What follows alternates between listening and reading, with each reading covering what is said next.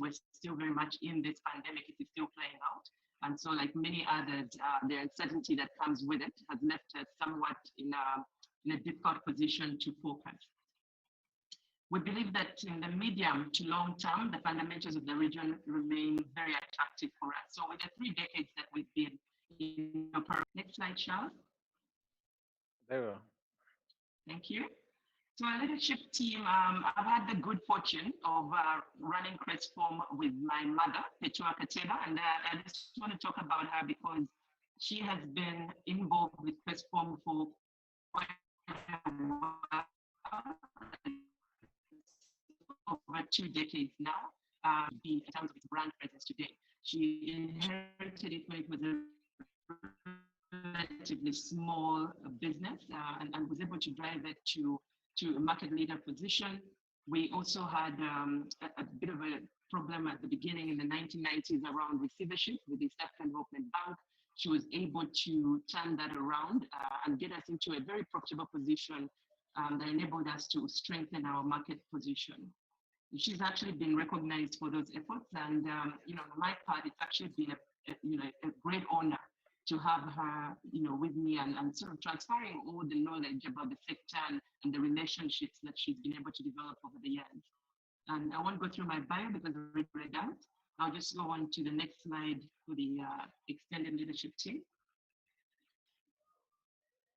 Of our leadership team, mostly because 3 of them actually started at Crest as interns. And these are folks that have worked their way through different positions. So that would be the head of production.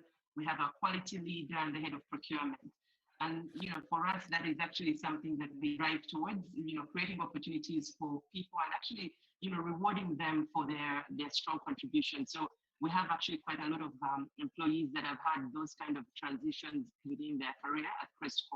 And this team has been in place in their current positions for about the last 5 years.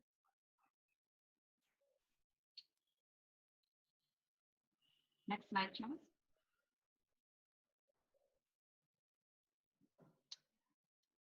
I want to go through the history of Crest and really just touch on where we began our journey and where we are today.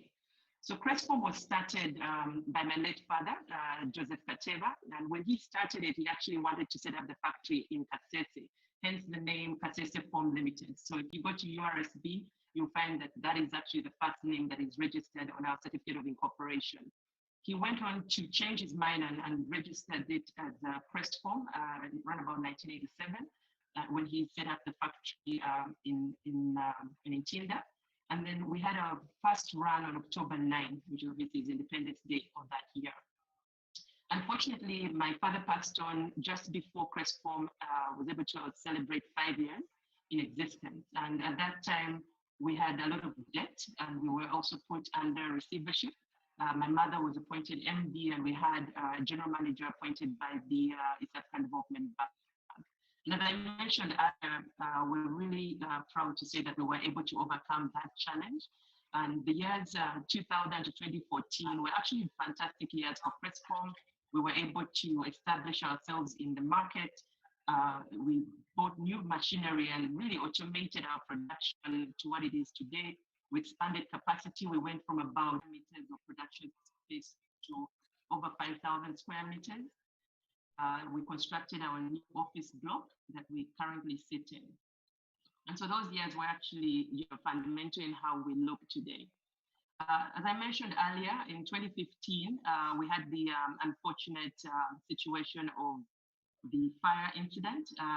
And that also was, the same time that my mother was stepping down and I was coming into the leadership role.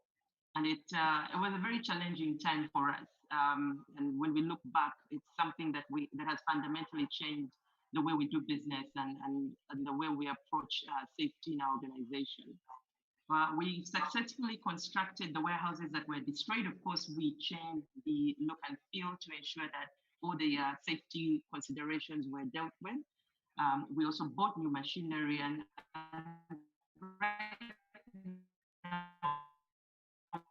what we have done too. And that's really where we are today.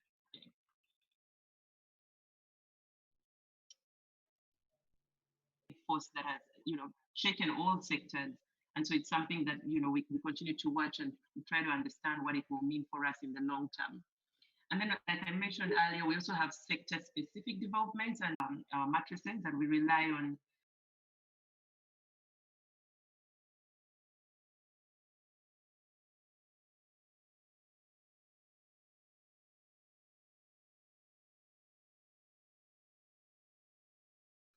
And obviously, when that went away, that actually reduced the addressable market for us, and it wasn't easy for us to replicate that in Uganda.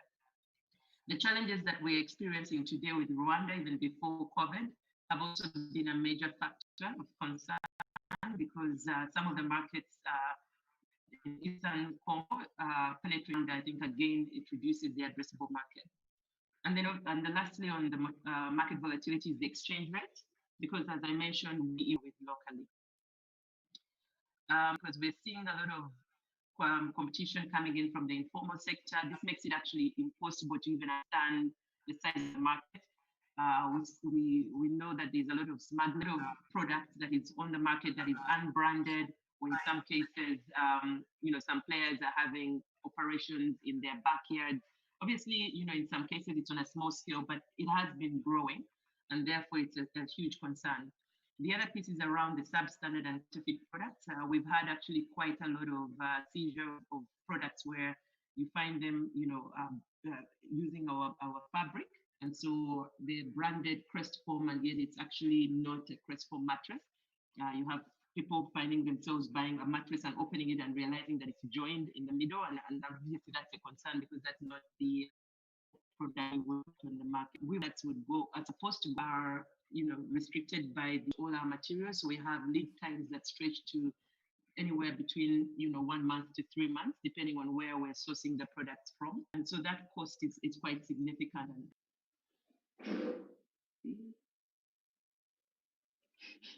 Let's see if Charles is still on.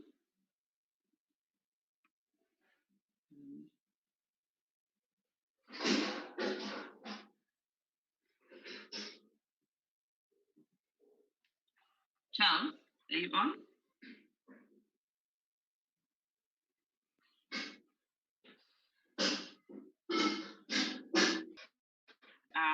And one of the things that is promising for us, and especially the relatively high growth rate,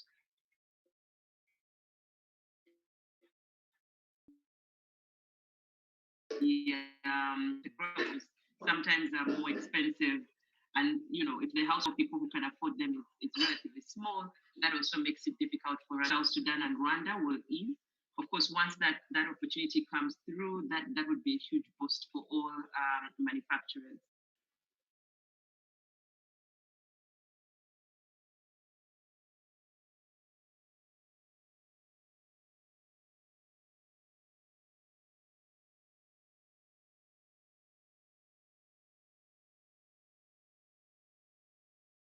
To help us with our operation practices and really strengthen them. And for us, we feel that this is huge when it comes to building a sustainable business, and a business where whether I'm around or my mother is not around, we feel that we can actually have good business continuity. Human capital for us is also grown people to positions such as the heads of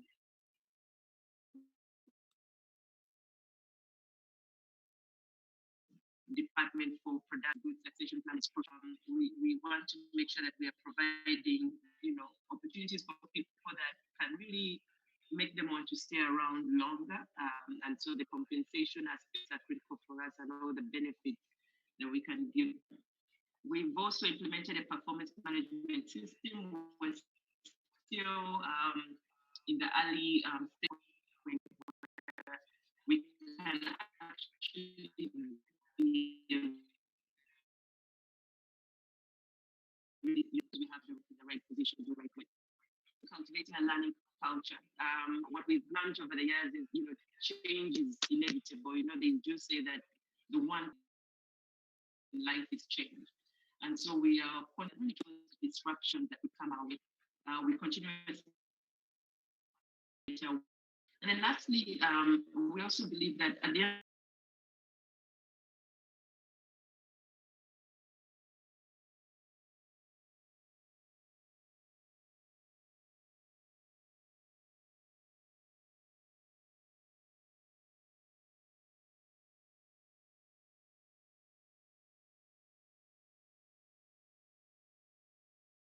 provide for them an environment that they can flourish. And of course, timely payments to suppliers is critical. So that is one thing that we focus on. And lastly, our contribution to the community. I think this is something that we have constantly tried to engage and see how we can be meaningful and impactful in what we do. So that's it. That's about Crest form. I hope that was helpful.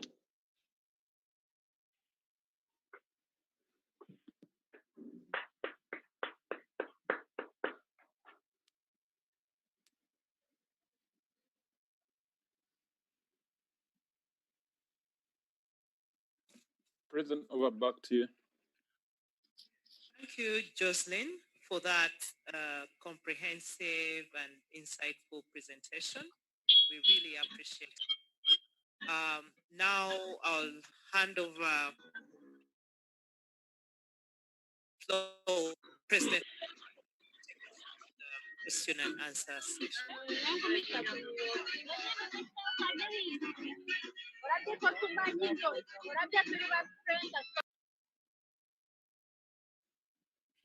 President Hanifa, and thank you, Joseline, for that initiative talk. So far, I have 3 questions from the floor. Maybe I can read those 3.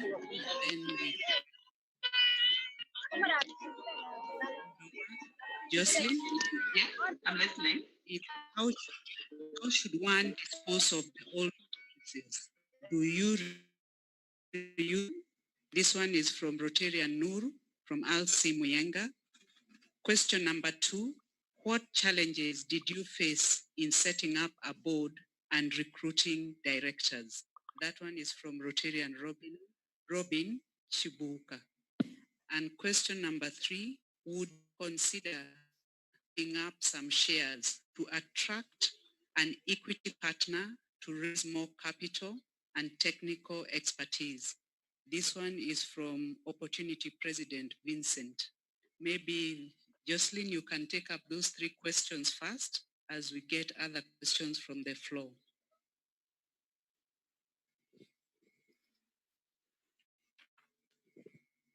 Joseline, you're on. Can you unmute yourself, please? Yes.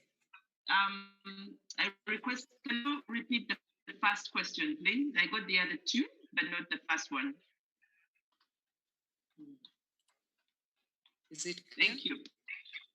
Yes, it is very clear. Thank you very much.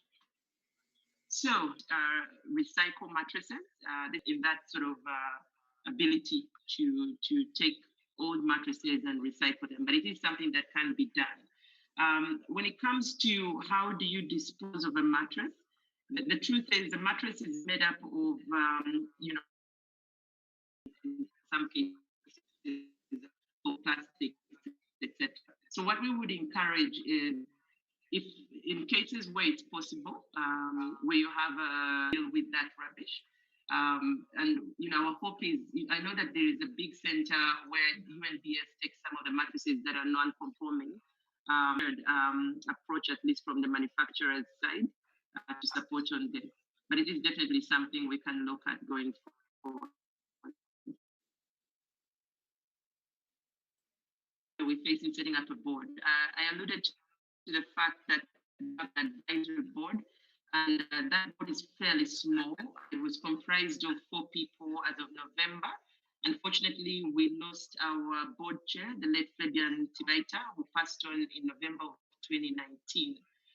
We're yet to reconstitute that board, and it's something that we're looking at going forward. The way we went about, appointing the board members, what we looked at initially were people who, we had relationships with.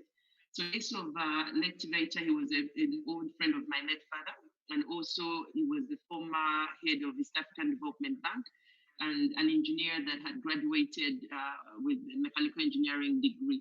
So we felt he had a lot that he could bring for us, because in manufacturing, there's a lot of engineering involved. And then from a financial perspective, the Mugeni family, and he brings a wealth of knowledge, because he's